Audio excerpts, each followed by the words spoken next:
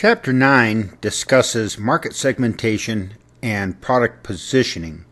These are probably two of the most important topics that we will discuss in the Principles of Marketing class.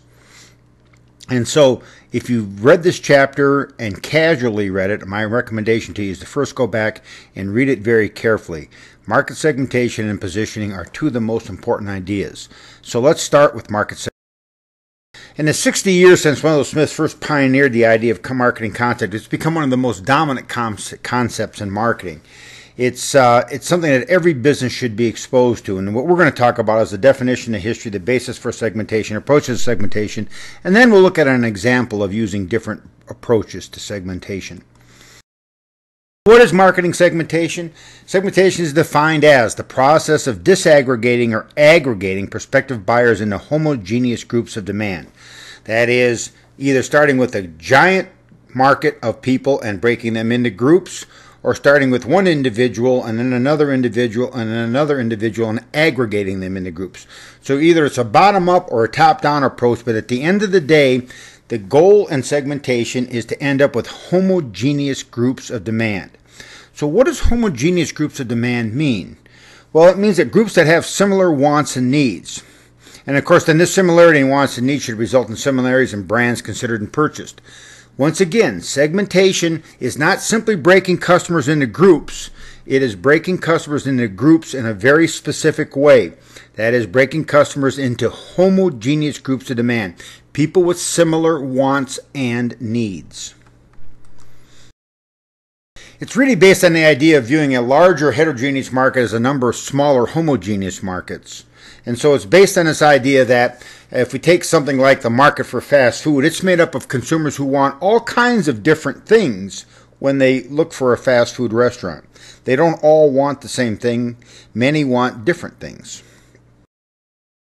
For each group or segment, then, can be the idea that each group or segment then can be marketed to in a particular way in terms of the products offered, the communication strategy, the distribution strategy, and the pricing strategy. Well, as I said earlier, marketing segmentation was first described in the mid-50s, but it really caught hold in the 60s and 70s when it really became a means for companies to expand the sales of their products.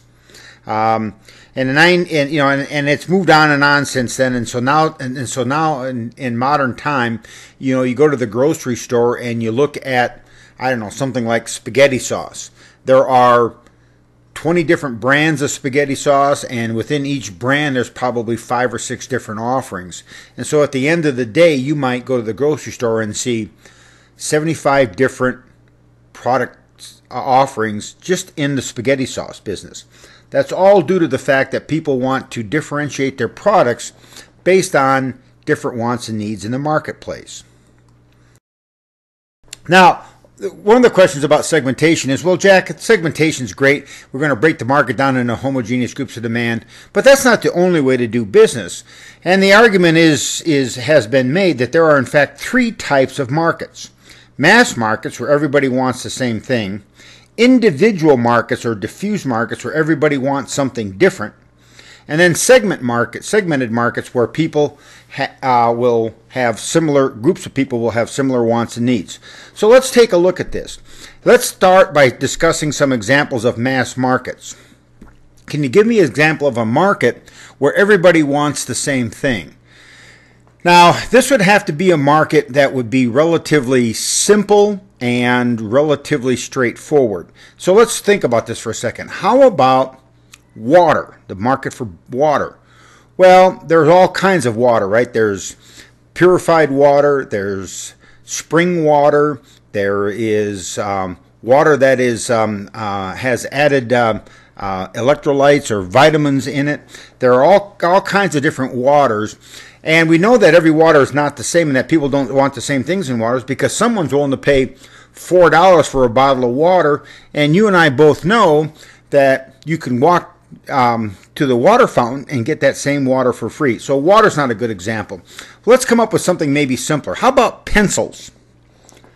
Well, no, not really, right? Because there's mechanical pencils, there's regular pencils, there's colored pencils, there's pencils with different lead hardness in them. There's number 2 pencils, number 3 pencils, number 4 pencils. So pencils doesn't work. Well, let's go to the other end of the spectrum for a second. Let's look at individual markets where everybody wants something different. This would have to be something that's a very customized market. How about housing? Well, no, housing's not a good example because there are lots and lots of tract homes. And in fact, here in Las Vegas, you'll notice that some home builders build the same homes over and over and over again in different locations in the city. How about something like an automobile? Well, no, obviously not, because many autos are built exactly the same, and many people want the same kinds of autos. As a matter of fact, last year, the Ford Motor Company sold over 500,000 F-150 pickup trucks. All right, so here's the problem. The problem is there are virtually no mass markets and there are virtually no individual markets, and that almost every market is segmented, and that's why the notion of segmentation is so important. Now, the idea here is that segments lead to target markets, and those target markets then lead to marketing programs. So we identify homogeneous groups of demand, that we then identify target markets, and we then identify marketing programs to focus on reaching those segments by focusing on specific target markets. Now, your book does a very poor job of this, and in fact most textbooks do, of the distinction between target markets and segments. And in fact, your book takes the position that target markets are simply selecting a segment and then marketing to it. That is absolutely wrong, period. All right, so let's first walk through these two definitions and see if we can identify the difference between segments and target markets. A segment is a group of customers who have similar wants and needs, and these segments are identified in terms of wants and needs. All right, so a group of customers with similar wants and needs is a segment. A target market is a group of people at which a marketing program is aimed. All right, and so hence the name target market. Target for target, market for market, target market. Target markets are usually identified in terms of demographics and psychographics, and maybe more recently by database marketers and online marketers in terms of behaviors. But a target market is not the same as a segment. A target market is a group of people at which a marketing program is aimed. So an example of a target market might be college students. An example of a segment might be price-sensitive fast food restaurant shoppers. They're very different in terms of how they're put together, and they're very different in terms of how we use them. As an example, there are virtually no segments that are demographic in nature. If a segment is demographic in nature, it means that everybody in that particular demographic group would have similar wants and needs. And I personally can't come up with any examples of this, but I'll show you the difference between this a little later on in a future lecture. The bottom line is you can't be everything to everybody, and you can't appeal to everyone. And the solution then is to identify groups of customers with specific similar wants and needs and focus on satisfying them. That is, to segment markets and then design specific marketing offerings to reach each of those segments.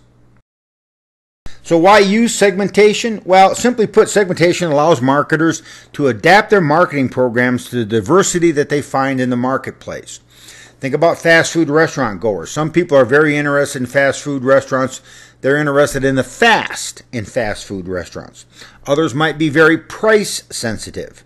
Others might be interested in something completely different in a fast food restaurant. But the bottom line is that I have to make sure that I have focused on a particular segment and that I have a product offering that meets their wants and needs. Here's an example. So I have segments 1, 2, 3, and 4 here, and these could be any kind of segments that you would like. And the product offerings I have on the right-hand side here are different kinds of SUVs from Chevrolet. The Chevrolet Spark SUV, the Chevrolet Equinox, and the Chevrolet Traverse. And so the argument here is that Chevrolet has different kinds of SUVs because there are different segments. And so one product is geared towards a segment, and in terms of the Equinox, maybe there are 2 or 3 segments that they try to reach with that same particular product, and then maybe there's another segment that's the focus of the Chevrolet Traverse. This is the idea of matching product offerings or to specific segments. This is the idea of taking advantage of the diversity in the marketplace in terms of wants and needs and producing goods and services that best meet those wants and needs.